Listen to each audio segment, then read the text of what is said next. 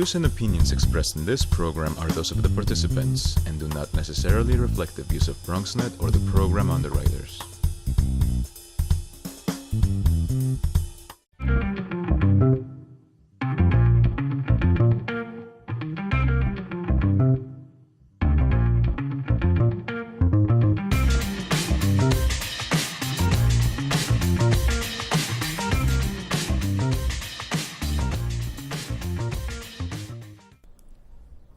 Hey everybody, welcome to the Bronx Buzz. This is our weekly show where we talk to Bronx reporters about this, that, and the other, all the things they've been writing about. The idea is to give you a little bit of insight into kind of what they're thinking about, what they're writing about, and also get to meet the people who write and report on our borough of the Bronx. Tonight we have two excellent reporters, Abigail Savage-Lew from City Limits. Nice to have you back on the program. Here. And Sonia Rincon from CBS, which owns all the stations now, just about. Don't tell them I said that. She's on 1010 Wins regularly. You can hear her there and occasionally see her at CBS TV. Nice to have you with us. Thank you so much for having me. Sonia's living in the Bronx. We like that a lot. That's right. Abigail, though, we'll start with you. You've been on our show before, of course. You've written a couple of stories that I particularly liked. So, because I thought they were well done, but also really provided insight into things that I think Bronxites really want to know about. Let's start with the Jerome Avenue study, the Jerome Avenue neighborhood study. The city is talking about rezoning a large section of Jerome Avenue from 167th to, was it about 187th, something like that? And they recently had a hearing. Frankly, and this is the state of new media, we don't hear about it on traditional media, but City Limits, and you covered it very well. Tell me about the hearing and what you saw and heard at the hearing about the Jerome Avenue study. Yeah, well, the hearing started at 4 o'clock at Bronx Community College. I showed up, there were about 70 people there. Okay. It was mostly community board members, elected officials at that point. By 8:30, there were maybe 200 plus people there, mostly from members of groups like Castle New Settlement and Northwest Bronx Community and Clergy Coalition. They packed the house. Like it was. That's what comprised the bulk of the people who were there. Yeah, by 8:30, it was like overflowing 200 Wow. plus people. That's unbelievable. Yeah, it was pretty unbelievable. I believe, and I read about this and saw some of the notices. They had a march from wherever they were to come in there. That's right. What were the speakers like? Give me an idea of what people in the Bronx are thinking, talking about, and saying. Yeah, so a lot of those people who you mentioned came in after their march.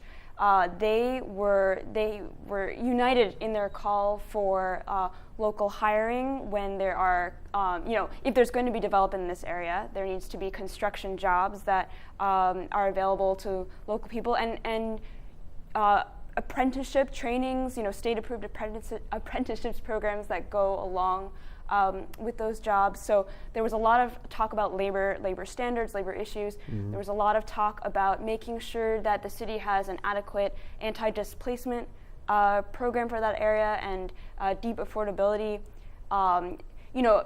Some example anti-displacement strategies would be like passing a Intro 214, which is a bill in City Council right now that would create a right for all people in housing court to have a lawyer. So things like that. They represented those calls, but there were other voices there too. The Department of City Planning, in my interviews with them, and they've been on our other show, Bronx Talk. They talk a good game. They talk about wanting to. We want to do this in partnership with the neighborhood. We realize there may be some things that not everybody likes. Do you get the sense that they will then hear what they heard and then reformat some of their plans to conform? Or, to be perfectly honest, is this just, I hate to put it this way, a steamroller that's going to go, and unfortunately there are some people who are going to be hurt? What's your sense?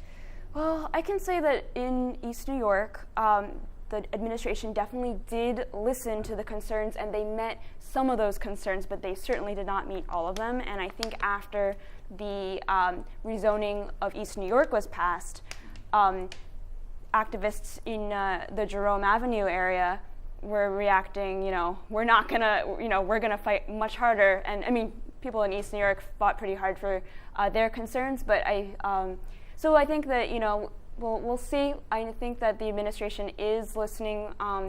In Jerome, they even pushed back the hearing and some of the, documents that they needed to produce. They pushed it back several months, but we'll see what happens.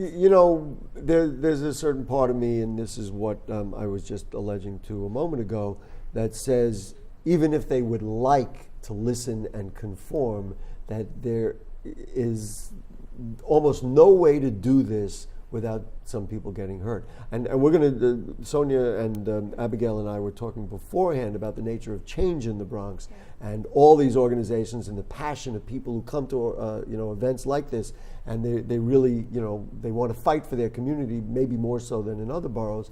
And so, we'll see what effect they have. Let's talk about the other story, which I really was taken with, and many people know that I was an advocate very strongly against building the water filtration plant in Van Cortlandt Park in the Woodlawn section of the Bronx. This was done, the basis of it was an environmental impact statement. As I learned more, read the impact statement, I said, you know what, this isn't true. This isn't true. This isn't true. And yet, that's the information that was used on which the city council based their vote to approve the project, and in essence, all the plans were in there. You did what I thought was a groundbreaking study for the first time. Congratulations. For the first time, somebody really analyzed the idea of environmental impact statements and said, you know what? It's like construction interests load these things with what they want, or developers load these things, and then they have no basis in reality. So tell me what you found and what you reported. Yeah, I mean, I wrote this because just people tell me all the time ways that they feel that the environmental impact statement regarding their particular neighborhood or their project is problematic in XYZ ways. And, I mean, people have complaints about past projects, but there's also, going back to Jerome, there are a lot of community organizations organizing around trying to get the administration to basically like do the environmental impact statement differently. So for instance, like they usually, when the city studies the potential for a project to cause indirect residential displacement, meaning like a project. I got to tell you, that's just about every project, right? I mean, come on. The city measures we try to tell the truth here on the show. That's like every project that causes something, Well, for instance, in East New York, they said, it's not going to cause any more indirect our rezoning, our changing of how much density you're allowed to build here. It's not going to cause rents to go up any more than they would already without any rezoning. So, but the groups in the Bronx want the administration to check out, well, what about if tenant harassment goes up? They don't look at that right now. So all these other aspects that so they want those things included. I would like to see some reasonable look at these things, somebody to evaluate, wait a minute, you can't say that. There are more people who live in there, or, they lie about what something might cost. I mean, going back to that filtration plant, which is an old story, but they said it was going to cost $900 million, and it ended up costing $3.7 billion. So anyway, there was no truth to it. Thank you very much. Sonia, let's talk with you a little bit, just for people who don't know you, your career in broadcasting, where you've been, where you're from, and tell us about how you got to where you are. Well, I'm a Bronxite. Yay!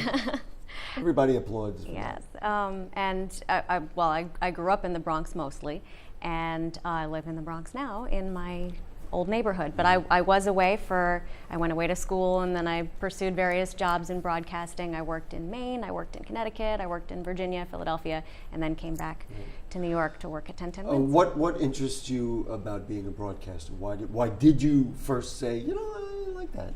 I can tell you why I did, but we're not doing that tonight.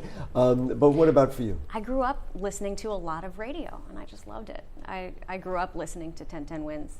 There you go. Wow. Radio. So this is a dream come true. Yes, very much so. And the people that I listened to some still work there, and I get to Wow. work with them now. Yeah. You driven by the idea of doing news? You love news, or I love like news, what and I about love it do you local love? news. I love Local news. really, they say all politics is local, and I embrace that. I love really local stories, because local stories that people can relate to in all neighborhoods of the city. You're going back to East New York and Jerome Avenue, and we can learn and relate. You're preaching to somebody who does Bronx television. Gee, I think I have a feeling about local reporting. Let's talk about a local story, which is in the North Bronx, not far from where I live, and I think not far from where you live. That terrible explosion on 234th Street, and I think it was Corlier Avenue. But you did an update today, so let's give everybody. That was on WINS today? Correct, Great. yes. Well, the latest on the investigation is that the two suspects who have been arrested and charged with the felony marijuana charges, the investigators are still trying to figure out if they worked for anyone who was running that operation, but they were there on a day-to-day type of basis. Right. And so now it looks like they may be indicted for felony assault charges as well. So they are being held. Excuse me, will murder be in there because of course, Potentially. horribly the firefighter died? Potentially, that's still, the investigation is still ongoing, but one step at a time. There is a grand jury now who is looking at felony assault charges for these two suspects. And right now they are being held without bail, again, in case there are more charges. Yeah, something larger. But hopefully there will be more arrests in this case, so they... You think more people were involved? You have a sense? It sounds to me like these two individuals worked for somebody, that there was a higher drug operation. Because it seems like this was such a large operation physically, and Right. that it wasn't just two guys who said, "Hey, let's figure out how to do this." And are we secure in thinking that it was the realigning of gas lines and things like that caused That's it? Or what we're they're not still sure? looking at, but the Right. police haven't confirmed that yet. They said that they were stealing stealing electricity and water.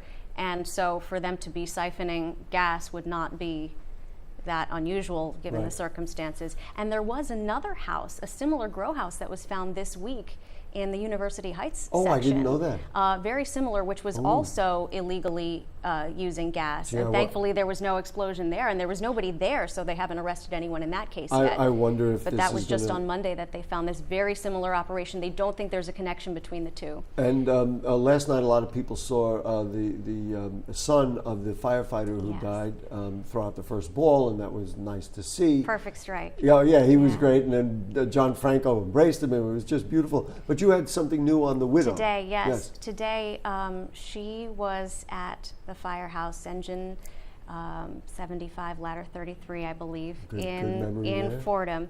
And I hope I got that right. But she was there, and she was there with the Stephen Siller Tunnel to Towers Foundation, and they were making an announcement about the fact that they were going to help her pay off their mortgage, Oh, that's the great. Fahey's mortgage on their home in Yonkers, and which they have done for other first responders who have been killed in the line of duty, like officers Lou and Ramos. They have raised money to help pay off their mortgages as well. So as they were announcing this, she decided that she wanted any of the funds raised for this purpose to be redirected to help other heroes, to help military veterans, which is Wow. something else that the Tunnel to Towers Talk Foundation about does. heroes, right? Incredible. Yeah, well- And the reason being that she and her husband, before he passed away, they watched this documentary on TV that maybe the week before. They watched it, and it was about this program that Tunnel to Towers, the Stephen Siller Foundation, does, where they help build homes for military veterans who have had catastrophic injuries. And they've done 56 of these all over the country. And so she wants any funds raised for her mortgage, for her home, to be redirected to Wow. these Isn't homes that wonderful? for other heroes who perhaps don't get as much recognition and support as she has in the last one. As an aside, I believe that unfortunately it took 9/11 for us to realize how incredible our police and firefighters are. I think after that, people were like, wait a minute, these guys, and women too, of course, really do unbelievable things. One last thing, you did a story on Channel 2 about a woman who had been shot inadvertently by a police officer and was seeking, I guess, to recover damages. we don't have a ton of time in this segment, but just explain to me what that was about. Well, You did a great job with it, Thank and you. I thought it was really She was interesting. a lovely young woman. The bottom line is, under the laws that exist currently, if you're an innocent bystander, if you're just someone minding your own business on the street, and the police need to shoot a dangerous person, which in this case there was a very dangerous person that they had to stop from attacking a police officer with a hatchet, they shot and killed this suspect, who was obviously a danger, but they also inadvertently shot and wounded this young lady. And bottom line is, if you're in that situation, if you're an innocent bystander, under the law, the city owes you nothing. Wow. So she went through real trauma. She had medical bills. Her life was changed permanently, obviously, by being shot, and she has no recourse. Her only recourse is to file a lawsuit, and she has, but that could take a long time. It could take a long time for there to be a decision or a settlement in the lawsuit. And the city sometimes fights these cases. You know, they don't happen very often, thankfully, but when they do, there's no automatic mechanism in place to compensate someone. What Abigail will appreciate, what I will appreciate, and hopefully what you appreciate, is that this has a chance to be a really good story, because maybe you'll have done this story and there will be people who will see it and say, well, there's an injustice, maybe we get some change. Isn't that nice? We hope so. All right, this is what we're going to do. We're going to take a break. When we come back, we are going to talk about change. We're going to talk about what makes for good change in the Bronx, what makes change difficult in the Bronx, how do we forge good change, something that we all deal with. So more in the Bronx Buzz is coming up right after this. Sure, I look cute now, but when my owner lost his job, it was rough. I was living on the street, and one night, me and this Cocker Spaniel got into it so bad, I wound up looking like an ice cream cone. I cried a little bit, but thankfully I got rescued, so I'm running, I'm jumping, all back to my old self, and I'm ready to give unconditional love, even if you put a lampshade on my head.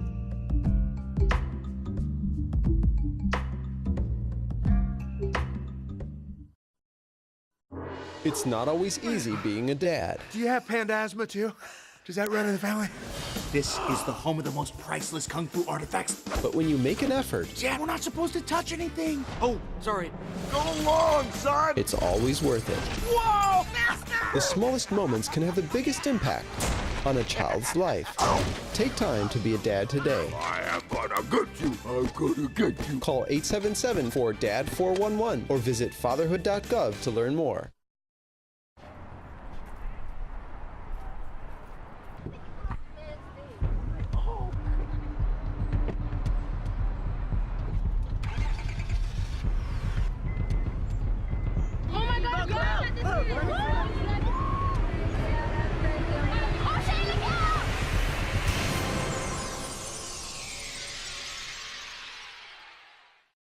Hamilton was adopted from a rescue in 2008. He really likes to be around people. And as soon as I start to make my breakfast, Hamilton is right there. I get out my mat and I'm doing a downward dog and he's underneath. He's quite the pug about town. He gets invited to a lot of parties. He knows he's a pretty big deal. I mean, look at this little face. How could you not love him?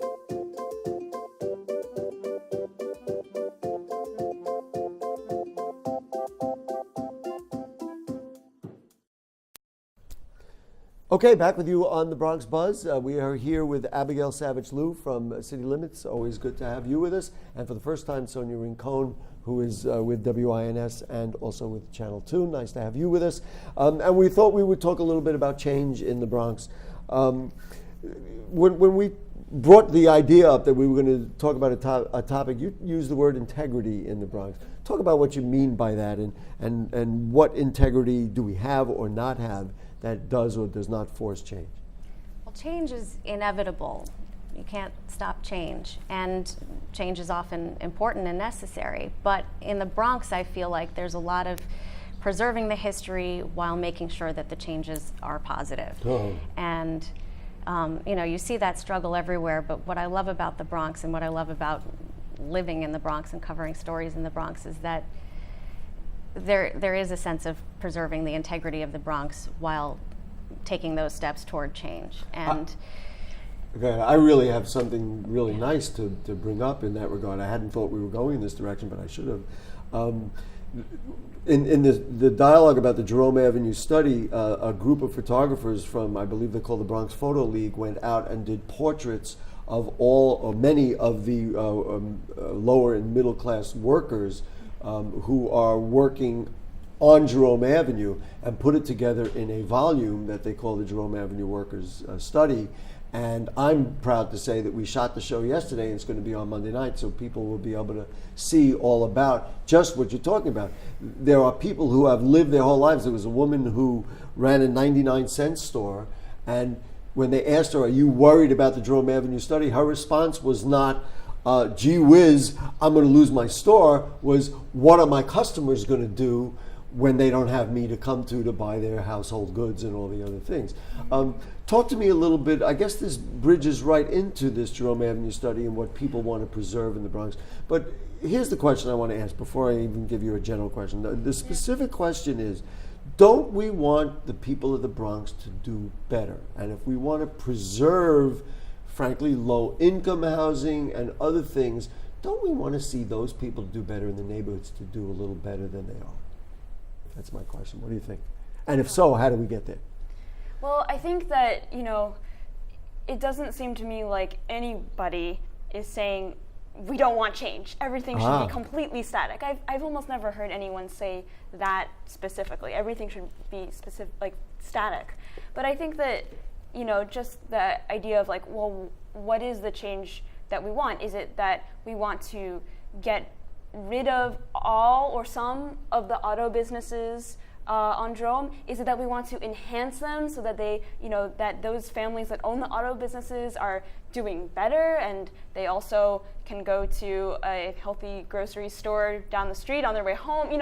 There's just the question of what kind of change you want. And I want to plug that City Limits is actually, yes, please do that. Oh, thank you. I forgot about it. I have it in my notes, but I didn't mention it. Go ahead. Oh yeah, no, this really applies. We're a citywide newspaper, so this applies to all the rezoning neighborhoods, but definitely Jerome Avenue in the Bronx as well. We're launching a site in about a month on our citylimits.org site, which will be called City Limits Zone In, and it's focused completely on the all these rezoning neighborhoods, and it will be not just an opportunity to get our press coverage, but also for people to weigh in about what kind of change they want to see, about their feelings about how things are happening. We'll also post meeting times so people can be more engaged in this process. Sonia, I'm going to ask you this in a moment. I'm going to ask you first, but all of you hang on. And here, this to me is the bottom line question. Let's say you want better stores and people want better shopping options. They want healthier foods. Certainly in the Bronx, we have so many food deserts that we really want to have, good food. We have the largest food market in the world, and yet we have places a quarter mile away that can't get fresh food. The process is, even if it's not a large-scale rezoning, but a developer comes in and he or she says, I can't do this unless I charge more, because I can't build here unless we charge more. How can we keep those people who do what Sonia said, keep the integrity of the Bronx strong, and the people, those working people that we documented, on the Jerome Avenue Study, able to afford what they do, et cetera, and still do better, build better stores, better places, et cetera? What do you think? Yeah, I mean, it's the toughest question that I've asked 100 reporters and nobody can answer it. I have a bit of an answer, but go ahead. I hope I understand it. I think you're saying sort of how do you create the economic base for better grocery stores and all of that, but keep people here at the same time, and right? have those people benefit. Yeah. Do you have an answer? Because I don't know if Sonia does. I have a few ideas, but if we I'd knew love the to answer, hear we wouldn't be My answer is, and I had a dialogue, I forget, or it could have been the photographers who were on the show, is better access to education. And that if people are better educated and educated in a way that leads to jobs and leads to careers, but that opens up a whole other thing about paying for remedial education, and otherwise you have to afford private colleges, and it gets very complicated. But I think if people are better able to fend for themselves, then they would be happy to have a new Starbucks instead of a cheap deli to get coffee from. Am I onto something? Certainly, a lot of community schools now in the Bronx. Some of the first community schools have been in the Bronx, where they really incorporate the entire family. I mean, we're talking elementary schools. Yes, middle but I schools. agree with you. But, You're but right those on to it. are those are really taking off under the de Blasio administration. That's one of his projects, along with Right. universal pre-K. And so, if I mean, that's a lot of resources that are being poured into education, certainly on the very young. Because many of the schools, some of the smaller schools and the charter schools, not only are looking at the child's education, but saying, you know what, let's engage the parents Yes. into.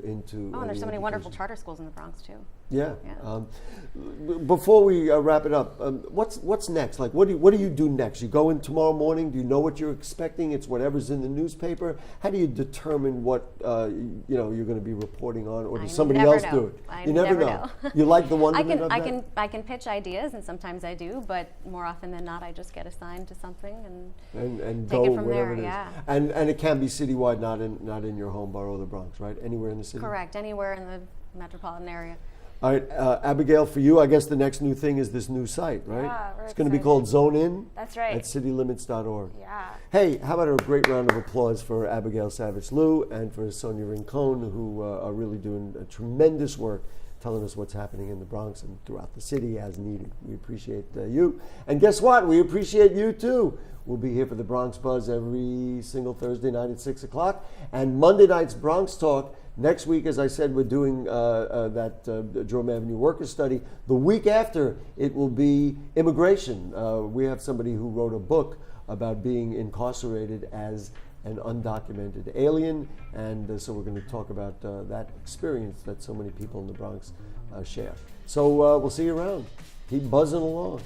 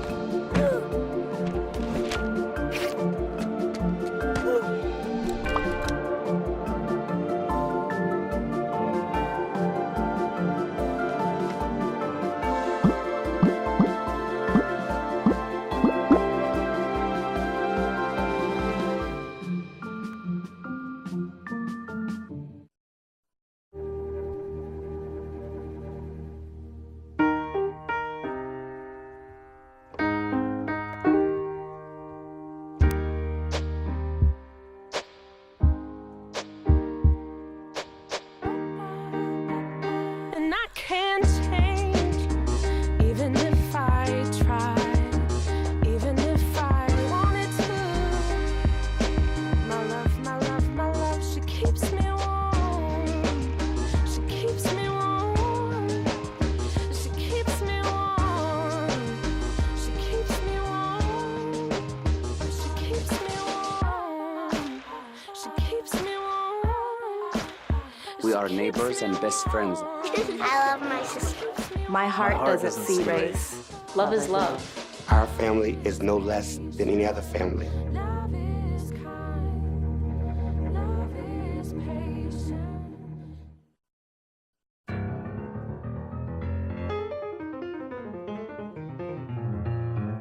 Every Monday night at 9, we talk to the borough's movers and shakers about the latest in Bronx politics, education, healthcare, arts and culture, and literally any and everything that's important to the people of the Bronx. There's a reason why Bronxites have been turning to Bronx Talk for more than 20 years, because Bronx Talk is about you and me, the people of the Bronx. So we'll see you Monday.